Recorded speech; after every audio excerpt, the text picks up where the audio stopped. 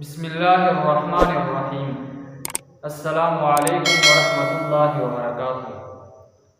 दोस्तों, आज मैं आपको एक ऐसे मसले के बारे में बताऊंगा कि बहुत से लोगों को इसका इल्म नहीं होता।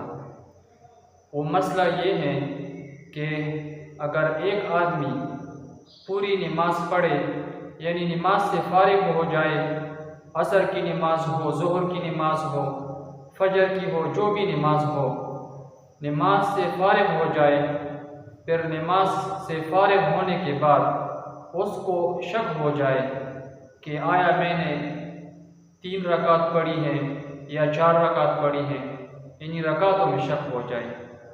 एक तो ये सूरत है कि नमाज के अंदर उसको शक हो जाए कि ये मेरा तीसरा रकात है या चौथी रकात है, और एक ये है कि नमाज पढ़ने के बाद उसको शक हो जाए।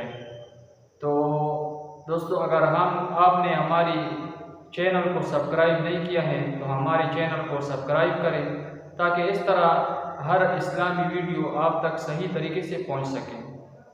तो दोस्तों, इसमें मसला ये है कि जब आदमी नमाज से फारिग हो जाए और फिर उसके बाद उसको शक हो जाए कि आया मैंने 3 रकातें पढ़ी हैं या 4 रकातें पढ़ी हैं, तो इस शख्स का ये जो शक है इसका कोई एतबार नहीं है। इस शक की वजह से इसकी नमाज जो है वो सही हो जाएगी, उसकी नमाज बातिल नहीं होगी। हाँ, इस सूरत में अगर इसको यकीन हो जाए कि मैंने 3 रकातें पढ़ी हैं और यकीन हो जाए, तो इस सूरत में इसको नमाज दोबारा शुरू से लौटाना ज़रूरी है। लेकिन अगर शक हो कि मैंने 3 पढ़ी है या 4 पढ़ी है, तो इस सूरत में ये नमाज दोबारा नहीं लौटाएगा, बल्कि उसकी नमाज जो है वो सही हो जाएगी।